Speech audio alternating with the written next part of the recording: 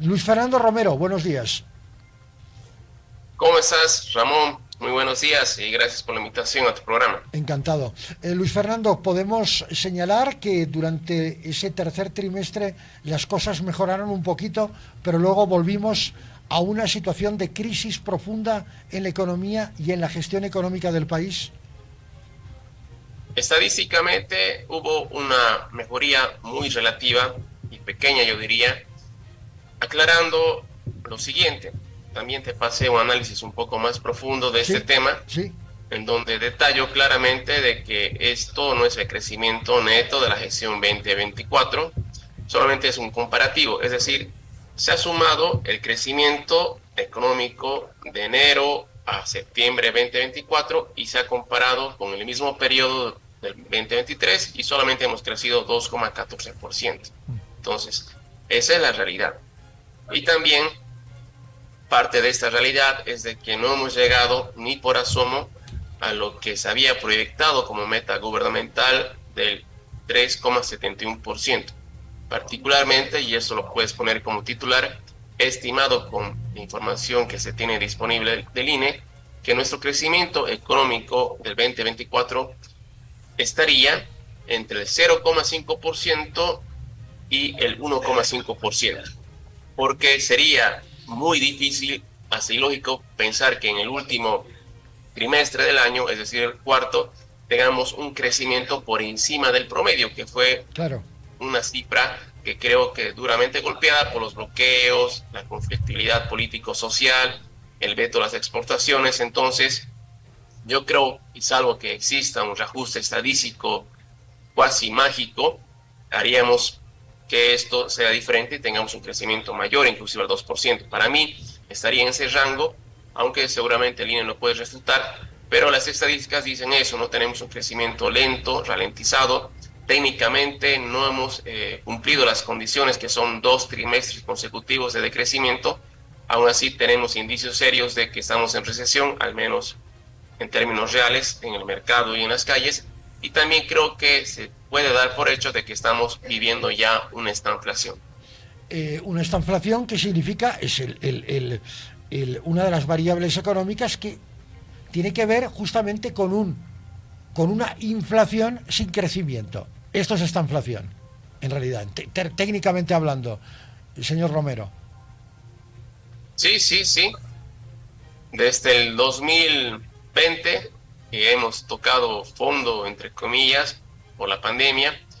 Luego tuvimos el 2021 un crecimiento económico cercano al 6%, pero de ahí nuestra economía ha ido creciendo menos. La gestión pasada, es decir, 2023, el último dato oficial, 3,08%. Yo estimo, reitero, que no hemos crecido más del 1,5%, siendo muy optimistas, Ramón, Sí. la gestión 2024. Con Los es, organismos internacionales dicen que hemos crecido como máximo 1,7%. Entonces, si tú revisas, y por eso también te lo puse como titular, correcto. dando un poco más a fondo los datos del mismo INE, hemos corroborado que de este periodo comparativo, ¿no?, al tercer trimestre 2024, que fue, como tú dijiste, el 2,14%, Correcto. es el más bajo de los últimos 14 años, exceptuando obviamente el año de la pandemia. Quiere decir que estamos con una economía que cada vez produce menos, que tiene problemas de solvencia y liquidez, que se han traducido en falta de carburantes, escasez de dólares y un proceso inflacionario, y que además, revisando un poco más a fondo, he identificado de que existe un serio problema, ¿no?, que es la variación de existencias, ¿no?, que es la diferencia entre lo que yo produzco y lo que yo vendo. Y ha habido un decrecimiento del más del 60%, y que significa que ha habido una caída importante en la demanda interna, que hay mucho de que lo que se ha producido o se ha importado pero no se ha vendido. ¿Y por qué? Es precisamente porque está más caro por la inflación, y esto significa de que la economía está siendo menos eficiente. Una economía menos eficiente, por ejemplo, que contrarresta el gobierno o que intenta contrarrestar el gobierno, por ejemplo, con la inauguración, en realidad la reactivación del gran proyecto siderúrgico del Mutún. Yo lo comentaba también al inicio del programa, es decir, podría ser el único, digamos, legado positivo en materia económica de la administración de Luis Arce. ¿O tiene usted sus reparos, señor Romero? Bueno, esta historia del Mutún creo que ya tiene más de 100 años, ¿no? Sí, es correcto. Y que esto ha sido un deseo de varios gobiernos que se ha concretizado parcialmente. Si no me falla la memoria, la capacidad instalada es de 200.000 toneladas al año. Estamos comenzando con una producción, pero hasta el momento no vi ni una barra de acero todavía elaborada, o un 3% del 100% que podríamos llegar a producir. Pienso yo a muy largo plazo, porque hay varios factores, ¿no? Principalmente un talón de Aquiles es la provisión del gas natural, que tiene que mover las turbinas para generar precisamente la energía suficiente para procesar esas cantidades inmensas, ¿no? Y Pepe, aunque Yacimientos lo ha confirmado, ¿eh? Ha confirmado que la provisión va a ser absoluta y normal, sin ningún inconveniente. Inconveniente eso que hay tuvo, que verlo, es un inconveniente que tuvo, sí, un inconveniente que tuvo la Jindal en su momento, que acusó sí, al gobierno de Evo Morales de incumplir ese acuerdo. sí, y hay que recordar que también se ha puesto hace muchos años atrás una fábrica de cemento en Potosí También. que no tenía conexión de gas natural, ¿no? Sí. Para que la misma funcione. Entonces, hay que tomar las previsiones. A mí me preocupa porque en ese caso hay un dilema, como te decía. Tal vez dentro de no mucho tiempo habrá que tomar una decisión como Estado boliviano si exportamos el gas natural o lo destinamos al consumo interno, ¿no? Porque si no hay un descubrimiento importante, y no creo que lo haya, inclusive de los tiempos no darían para que el mismo produzca a gran escala, el 2029 se estima que va a ser el punto de quiebre para que pasemos de exportar gas natural a importarlo, ¿no? Entonces, y esto significa de que no vamos a tener la cantidad suficiente para cubrir ambos mercados. Es una situación difícil, aún así muy a difícil. máxima capacidad solo vamos a representar el 2% de la producción de acero de América del Sur.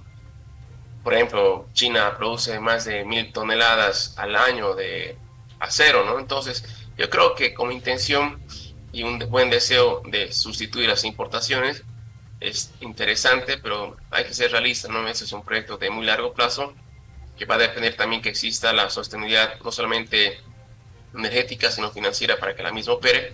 Y en una primera etapa creo que se busca cubrir en parte la demanda interna y luego, pues, a largo plazo pensar ya en exportar.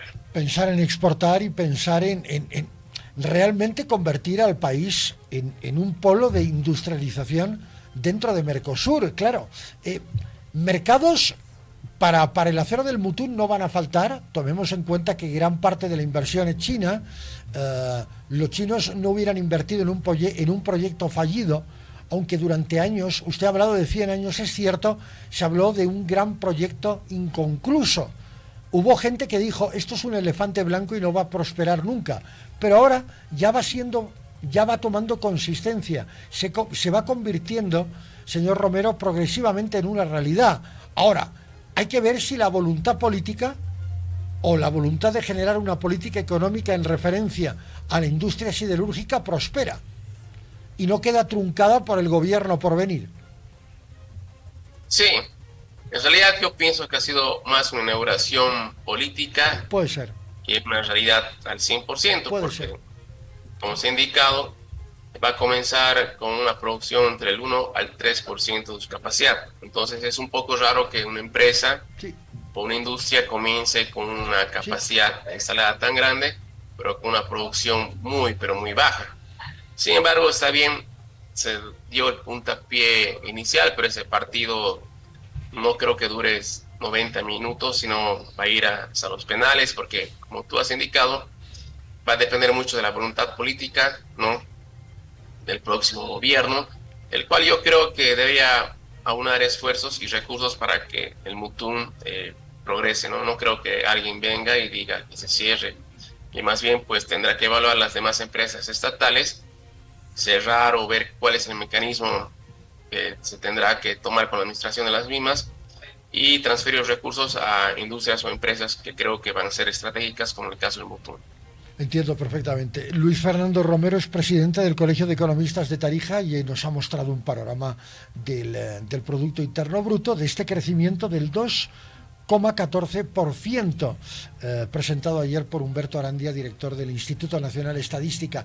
No es que Humberto Arandia ayer haya lanzado las campanas al vuelo, simplemente ha mostrado una radiografía de la situación de ese tercer trimestre del año 2024. Llevamos 2 meses del año 2025 y todos tenemos la sensación de que la situación económica no se ha modificado para mejorar ni un poco. Al contrario, tenemos la sensación de que la tendencia es ir a peor. Un abrazo y gracias, señor Romero. Bueno, Ramón, si es que el INE hizo una radiografía, yo hice una tomografía de estos datos, te invito a que lo leas, por favor, a mayor profundidad, lo puedes compartir. Yo reitero, ¿no? Para mí, bueno, más allá de que haya sido el dato más bajo de los últimos 11 años, yo ratifico que el crecimiento económico del país el 2024 ha estado entre el 0,5% al 1,5%. Más allá de eso, yo pensaría de que estaríamos yendo fuera de la realidad y lo lógico, inclusive con los mismos datos estadísticos con los cuales se estime esta cifra. Pero más allá del dato, creo que no se han cumplido las metas gubernamentales y es una realidad que la economía boliviana está pasando un mal momento y eso se siente en los bolsillos de gran parte de la población boliviana. De todos. Un gran abrazo. De todos. Un abrazo. Sí. Hasta pronto. Un abrazo hasta Tarija.